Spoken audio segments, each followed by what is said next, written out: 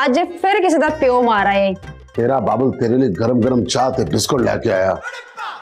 चाह ते बिस्कुट खा ती राणिए ते शरीका नु दस कि तेरा बाबुल अजे भी जिंदा है।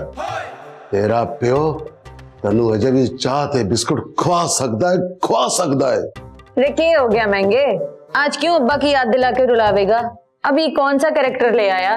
ना ती राणिए ना, रोई ना। जे तू रो पई ते तेरा बाबल इस जग नु साड़ के स्वाह कर देगा। ती राणिए तू चाह ते बिस्कुट खा ते बस एक गल दा ख्याल करी, ऐस बिस्कुट नु चाह च ज्यादा ना डबोई, नहीं ते इन्हें वैरियां वांगो चाह दे छप्पड़ च डुब के गौज जाना ही। और चलिए तू कि जाने चाह ते बिस्कुट दे प्यार नु। ए जदों एक होने दा फैसला कर लैन फिर इन्होंने कोई नहीं रोक सकता। बाबुल साहब हमारे पास भी आ जाएं, आज बड़ी पिच स्लो लग रही है।